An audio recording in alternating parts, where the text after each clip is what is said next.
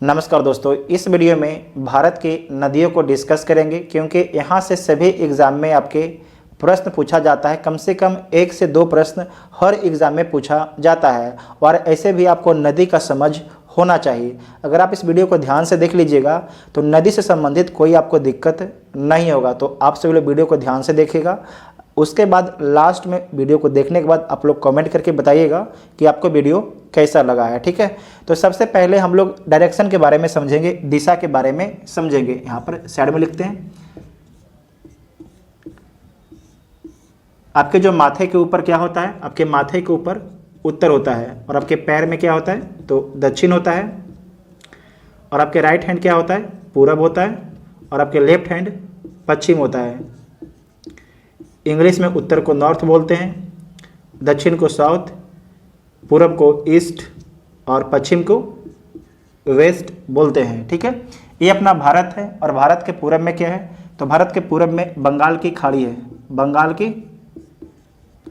खाड़ी है, बंगाल की खाड़ी।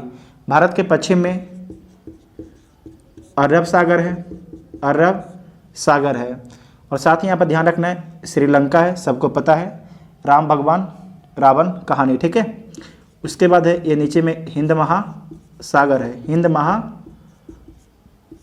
है। साथ ही आपको ध्यान रखना है कि कोई भी जो नदी है कहाँ से निकलती है और कहाँ गिरती है, ये जानकारी आपको होना चाहिए। उससे पहले समझिएगा कि भारत में 2 प्रकार की नदियाँ हैं। भारत में जो है 2 प्रकार की नदियाँ हैं, एक आपके हिमालय नदियाँ हैं, हिमालय की नदियाँ हैं, एक आपके प्रायद्वीपीय नदियाँ हैं। ठीक है, एक आपके प्रायद्वीपीय नदियाँ हैं। जो हिमालय की नदी है उसके बारे में ध्यान रखना है कि इसमें जो है ना 12 महीना पानी उपलब्ध होता है, इसमें जो है 12 महीना पानी उपलब्ध होता है। जबकि जो प्रायद्वीपीय नदियाँ हैं उनमें केवल बरसात के दिनों में पानी आपके उपलब्ध होता है। ये देखिए, प्रायद्वीप किसको बोलते हैं, जिसको तीनों साइड से पानी घेरे हुए है उसे क्या बोलेंगे प्रायद्वीप। तो ये अपना ये क्या है, ये भारत का प्रायद्वीप है। ठीक है, साथ ही आपको यहाँ पर ध्यान रखना है कि ये हिमालय है, ये आपके हिमालय है। हिमालय में सालों भर बर्फ जमा होता है और यहाँ से जो नदियाँ निकलती है उनमें सालों भर पानी आपके उपलब्ध होता है। तो सबसे पहले हम हिमालय की नदियों के बारे में समझते हैं।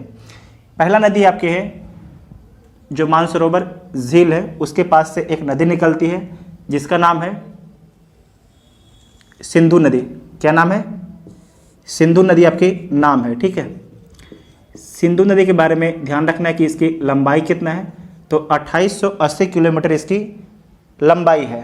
साथ ही आपको ध्यान रखना है कि जो ये सिंधु नदी है ज़्यादातर आपके भारत के लद्दाख, जो आपके लद्दाख केंद्र शासित प्रदेश है उसी से आपके प्रवाहित होती है।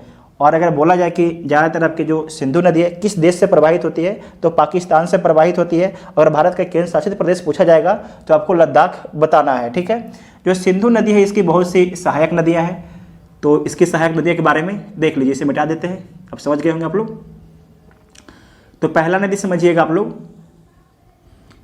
झेलम नदी, झेलम नदी है। ठीक है, उसके बाद है कि चेनाब नदी है। ठीक है, चेनाब नदी है और चेनाब के बाद आपके है रावी नदी। ठीक है, रावी है। उसके बाद आपको ध्यान रखना है सतलज नदी। ये कौन सा नदी है, सतलज नदी है और इसकी एक सहायक नदी है ब्यास नदी। सतलज की एक सहायक नदी है ब्यास नदी। जबकि सतलज नदी है ये कहाँ से निकलती है तो मानसरोवर झील के पास में एक राकस ताल है, वहीं से निकलती है सतलज नदी। और आपको ध्यान रखना है कि भारत में जो है हिमाचल प्रदेश से प्रवेश करती है और किस दर्रे से प्रवेश करती है ये आपके एग्जाम में प्रश्न बनता है। तो आपको ध्यान रखना है सिपकिला, सिपकिला दर्रा से भारत में प्रवेश करती है। तो यहाँ पर कितना नदी हो गया, सिंधु, ऊपर में लिख देते हैं सिंधु,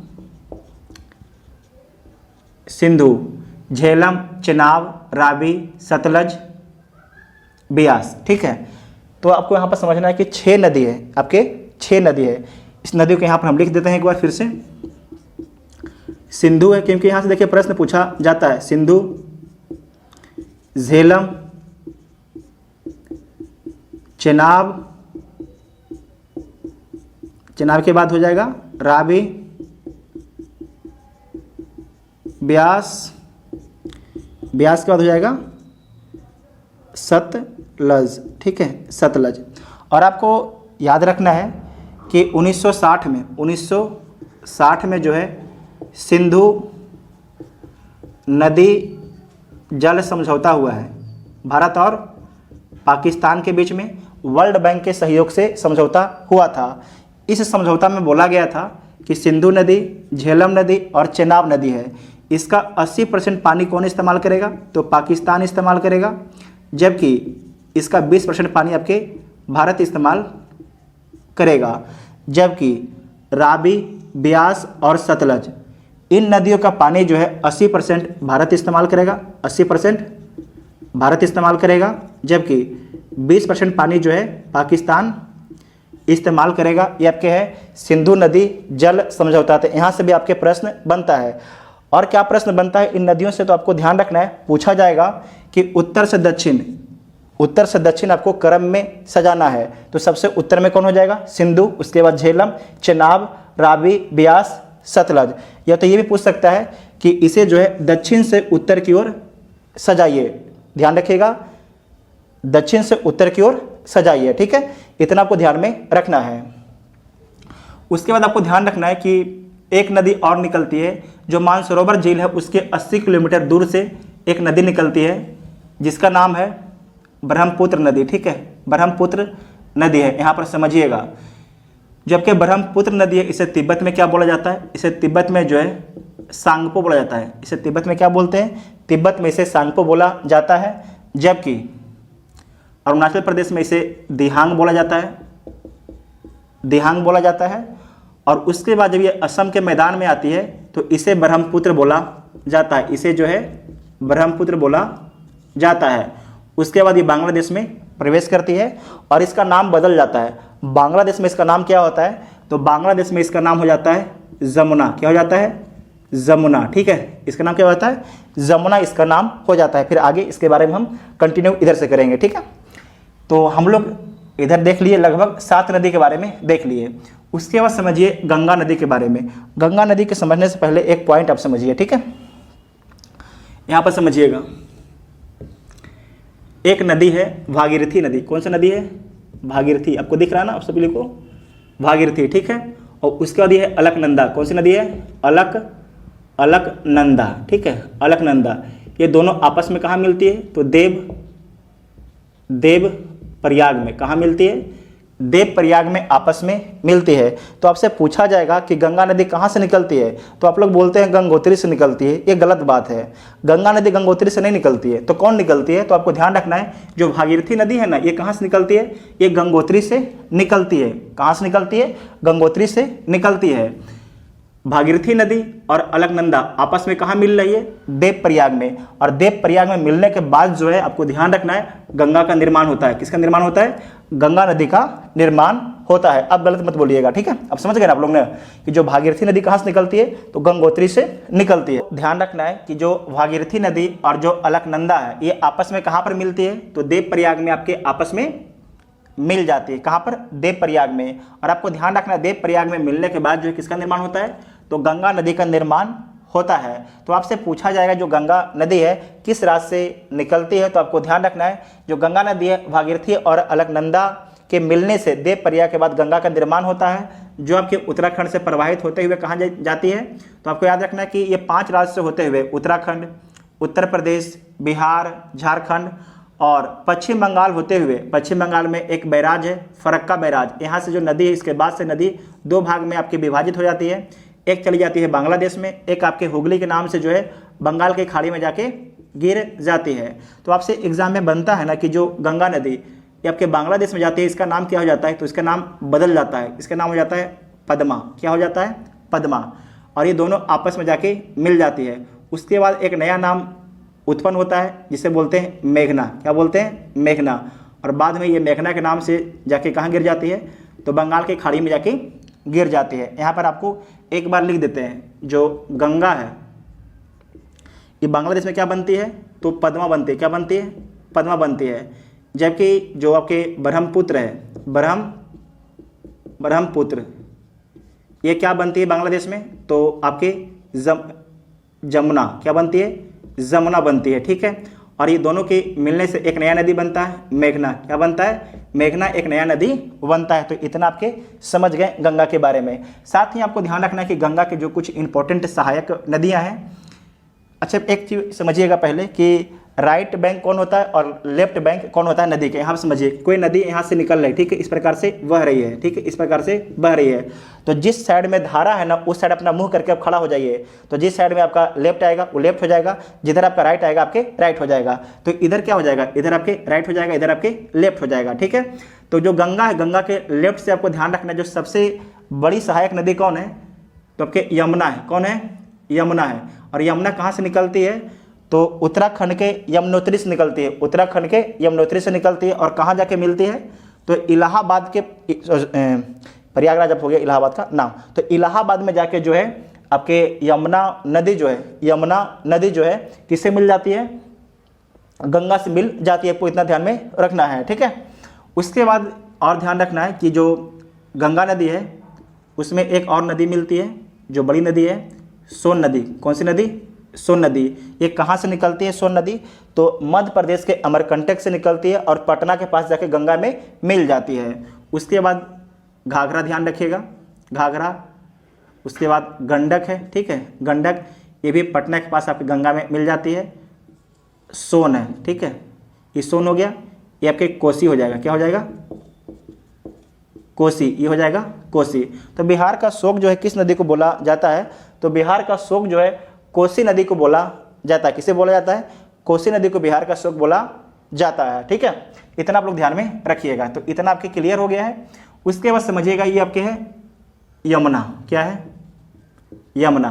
और आपको ध्यान रखना है कि जो दिल्ली है यमुना नदी के किनारे स्थित है। कुछ लोग दिल्ली से वीडियो देख रहे होंगे। उसके बाद समझिएगा जो यमुना है इसकी सहायक नदी कौन कौन है? तो ध्यान रखिएगा, चंबल है, केन है और आपके बेतवा है। यहाँ पर हो जाएगा चंबल, बेतवा, बेतवा और केन नदी है। किसकी सहायक नदी है? तो यमुना की सहायक नदी है, ठीक है। तो इतना आपको, आप सभी को क्लियर हो चुका होगा। उसके बाद यहाँ समझिएगा एक आपके अरावली पर्वत है जो अवशिष्ट पर्वत है, सबसे पुरानी पर्वत है। इससे एक नदी निकलती है जिसका नाम है लूनी नदी। क्या नाम है? लूनी नदी, जो रन के कच्छ में क्या हो जाती है? विलीन हो जाती है। जो लूनी नदी है ना तो किसी समुद्र में गिरती है ना ही किसी नदी में गिरती है। ये कहाँ पर विलीन होती है? तो रन के कच्छ में विलीन हो जाती है, ठीक है। उसके बाद आप समझिए अगला नदी के बारे में। जो अगला नदी आपका है यहाँ पर समझिए, सबसे पहले एक यहाँ पर पर्वत है, विंध्यन पर्वत, ठीक है, विंध्यन रेंज आप सभी को पता है, जिसे बिहार में कैमूर रेंज बोला जाता है। यहाँ से एक नदी निकलती है, माही नदी। कौन सी नदी निकलती है? माही नदी। जो माही नदी है, ध्यान रखिएगा, जो माही नदी है, ठीक है, माही नदी जो है कर्क रेखा को 2 बार काटती है। कर्क रेखा को 2 बार काटती है। ध्यान रखिएगा, 2 बार काटती है। तो पूछेगा कौन सी नदी जो है कर्क रेखा को 2 बार काटती है? तो माही नदी जो है कर्क रेखा को 2 बार काटती है। और कहाँ गिरती है? तो खंबात की खाड़ी में गिरती है। और बड़ा में बोला जाएगा तो अरब सागर में गिरती है। उसके बाद समझिएगा यहाँ पर एक और नदी है जो कि अमरकंटक है, अमरकंटक। यहाँ से एक और नदी निकलती है, नर्मदा नदी, नर्मदा नदी है। और कहाँ जाके गिरती है? ये भी आपके खंबात की खाड़ी में जाके गिर जाती है। और बड़ा में किसे बोला जाएगा? अरब सागर में जाके गिरती है। उसका नीचे क्या हो जाएगा? सतपुरा रेंज है, सतपुरा रेंज है, सतपुरा पहाड़ है, ठीक है। और उसके नीचे फिर से एक नदी है जिसका नाम है तापी नदी। क्या नाम है? तापी है, कहीं पर ताप्ती भी लिखता है, दोनों आपके सही है, ठीक है। ये कहाँ से निकलती है? तो मध्य प्रदेश से निकलती है। लेकिन आपको यहाँ पर ध्यान रखना है नर्मदा और ताप्ती के बारे में। ध्यान रखिएगा, ध्यान से देखिए, नर्मदा और जो ताप्ती है, ठीक है, ये ताप्ती दोनों आपके बहती है रिफ्ट घाटी में। ध्यान रखिएगा, दोनों बहती है रिफ्ट वैली में बहती है, रिफ्ट घाटी में दोनों नदी बहती है, ठीक है। रिफ्ट घाटी में दोनों नदी बहती है। कौन कौन नदी? नर्मदा और ताप्ती दोनों जो है रिफ्ट घाटी में बहती है। इसे ध्यान से याद रखिएगा। उसके बाद आपको याद रखना है कि जो नर्मदा नदी है इस पर एक जलप्रपात है जिसका नाम क्या है? धुआंधार जलप्रपात है। और कहाँ पर स्थित है? तो जबलपुर के पास स्थित है धुआंधार जलप्रपात, नर्मदा नदी पर स्थित है, ठीक है। उसके बाद यहाँ पर समझिएगा, जो मध्य प्रदेश के दंडकारण्यक है, मध्य प्रदेश के जो दंडकारण्यक है, यहाँ से एक नदी निकलती है जिसका नाम है महानदी। क्या नाम है? महानदी, जो जाके कहाँ पर गिरती है? तो आपको याद रखना है कि बंगाल की खाड़ी में गिरती है। कहाँ गिरती है? बंगाल की खाड़ी में गिरती है। और ये फेमस किस लिए? इस पर एक बांध है। भारत का जो सबसे लंबा बांध कौन है? हीराकुंड बांध। किस नदी पर है? तो महानदी पर जो है भारत का सबसे लंबा बांध है। ठीक है। जो तापी नदी है कहाँ गिर रही थी? तो आपको ध्यान रखना, जो तापी नदी है ये भी आपके अरब सागर में गिर रही थी।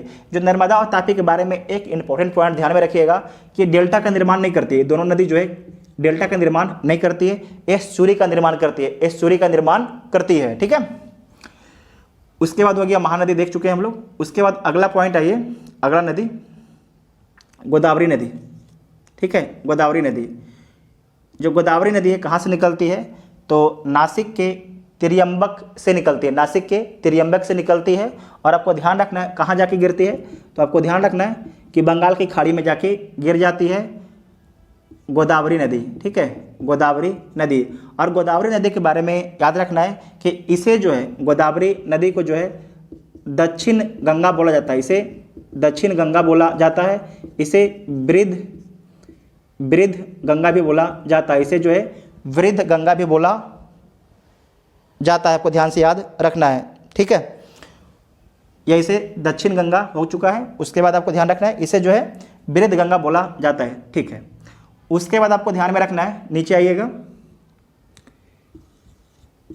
ये हो जाएगा आपके महाबलेश्वर। क्या हो जाएगा?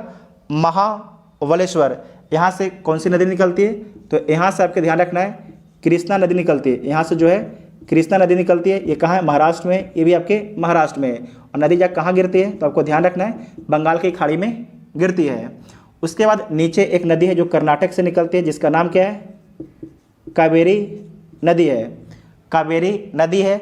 और ये कहाँ से निकलती है? तो कर्नाटक के ब्रह्मगिरी पहाड़ी से निकलती है। कर्नाटक के जो है ब्रह्मगिरी पहाड़ी से निकलती है। जो कावेरी नदी है इसे दक्षिण भारत का गंगा बोला जाता है, इसे दक्षिण भारत का गंगा कहा जाता है। ध्यान रखिएगा, पूछेगा कि दक्षिण भारत की गंगा किसे बोला जाता है? तो आपको ध्यान रखना है किसे बोला जाता है? तो कावेरी नदी को बोला जाता है, कावेरी नदी को बोला जाता है। इतना आपको ध्यान में रखना है। उसके बाद आपको याद रखना है जो गोदावरी नदी है, ये गोदावरी नदी ये दक्षिण भारत की सबसे लंबी नदी है, दक्षिण भारत की सबसे लंबी नदी है। साथ ही आपको याद रखना है, अगर पूछेगा कि भारत की सबसे लंबी नदी कौन है, तो गंगा जो है भारत की सबसे लंबी नदी है। इसकी लंबाई कितना है? तो 2525 किलोमीटर इसकी लंबाई है गंगा नदी का। ठीक है। अगर बोला जाए कि भारत की सबसे चौड़ी नदी कौन है, भारत की सबसे चौड़ी नदी कौन है, तो आपको याद रखना है कौन नदी हो जाएगा? ब्रह्मपुत्र नदी। ब्रह्मपुत्र नदी जो है भारत की सबसे चौड़ी नदी है। यहाँ पर समझिएगा ये आपकी ब्रह्मपुत्र नदी है। ठीक है। यहाँ पर एक पॉइंट आपको याद रखना है कि अगर आपसे पूछा जाएगा कि दुनिया का सबसे बड़ा नदी द्वीप कौन है, दुनिया का सबसे बड़ा नदी द्वीप कौन है, तो माजुली नदी द्वीप है। माजुली। ठीक है, माजुली नदी द्वीप है। ये किस नदी पर है? तो ब्रह्मपुत्र नदी पर है। यहाँ पर देखिए ये माजुली नदी द्वीप है और किस नदी पर है? तो ब्रह्मपुत्र नदी पर है। ठीक है। उसके बाद आपको कुछ बांध के बारे में देख लीजिए, इंपॉर्टेंट है। अगर आपसे पूछेगा हीराकुंड बांध, तो आप देख चुके हैं किस नदी पर है? महानदी पर है हीराकुंड बांध। उसके बाद पूछेगा टिहरी बांध, टिहरी बांध किस नदी पर है? टिहरी बांध। टिहरी बांध आपको ध्यान रखना है किस नदी पर है? तो भागीरथी नदी पर आपके टिहरी बांध है। उसके बाद पूछेगा कि भाखड़ा नांगल बांध, भाखड़ा नांगल बांध किस नदी पर है? तो सतलज नदी पर आपके भाखड़ा नांगल बांध है। उसके बाद आपको याद रखना है कि हरिके बैराज, क्या याद रखना है? हरिके बैराज। ठीक है, हरिके बैराज, जो हरिके बैराज है ना, ये किस नदी पर बना हुआ है? तो आपको याद रखना है कि सतलज और ब्यास नदी पर बना हुआ है, सतलज और ब्यास नदी पर बना हुआ है। और यहाँ से एक नहर निकलता है जिसका नाम है इंदिरा गांधी नहर, इंदिरा गांधी नहर। इससे सिंचाई किस किस राज्यों को होता है? तो इससे सिंचाई जो है पंजाब, हरियाणा और राजस्थान को पानी मिलता है इंदिरा गांधी नहर से। ठीक है। और कुछ बचा है? एक ध्यान रखिएगा, यहाँ पर एक साबरमती नदी है जो कहाँ गिरती है? तो खंबात की खाड़ी में गिरती है, बड़ा में हो जाएगा अरब सागर में। ठीक है, अरब सागर में हो जाएगा। और भी कोई आपकी नदी है, यहाँ पर समझिएगा कि जो आपकी गंगा नदी है ना, गंगा नदी यहाँ पर डेल्टा का निर्माण करती है। ध्यान रखिएगा, डेल्टा का निर्माण करती है। अगर पूछा जाएगा कि दुनिया में सबसे बड़ा डेल्टा का निर्माण कौन सी नदी करती है, तो गंगा और जो ब्रह्मपुत्रा की सहायक जो गंगा और ब्रह्मपुत्रा जो कि सहायक नदी है, ये दोनों जो है पूरे दुनिया के सबसे बड़ा डेल्टा का निर्माण करती है। ठीक है। और बोले जाए कि सुंदरबन जो है ना, सुंदरबन किस राज्य में है, तो आपको याद रखना है पश्चिम बंगाल में सुंदरबन है। अच्छा, डेल्टा का निर्माण कैसे होता है, डेल्टा का निर्माण कैसे होता है आपको पता है? देखिए ये कोई नदी है ना, देखिए ये कोई नदी है, ठीक है। ये नदी ये मानते हैं कि कहाँ गिरने वाली है, बंगाल की खाड़ी में गिरने वाली है। लेकिन आपको ध्यान रखना है शुरुआत में क्या होता है, ये आपके युवावस्था में होता है और धीरे धीरे जो नदी का पानी होता है उसमें क्या होता है, देखिएगा मिट्टी का कण होता है और धीरे धीरे क्या होता है कि यहाँ पर तो जवान था, तो इसके पास ताकत था इसको ठेलने का, तो जवानी में क्या होता है कि किसी को ठेलते ठेलते आपके पहुँचा दिया जाता है। लेकिन जब आदमी या नदी जब बूढ़ा हो जाएगा तो अपने साथ उभार ले जाना नहीं चाहेगा, तो क्या करेगा, इस इलाके में जो है ना जो छोटा छोटा कंद था उसे क्या कर देगा, छोड़ देगा और नदी अपना जो है जो पानी है अपना इधर से निकल जाएगा। तो जिस इलाके में छोटा छोटा कंद को छोड़ा गया है वो क्या कहलाएगा, वो डेल्टा कहलाएगा। क्या कहलाएगा, डेल्टा कहलाएगा। इतना आपको ध्यान में रखना है। ठीक है, ठीक है। तो नदी से संबंधित सारे पॉइंट को डिस्कस कर लिया गया है। अगर वीडियो आप सभी को हेल्पफुल लगता है तो चैनल को सब्सक्राइब जरूर कीजिएगा और कमेंट करके आपको बताइएगा कि वीडियो कैसा लगा है। Thank you.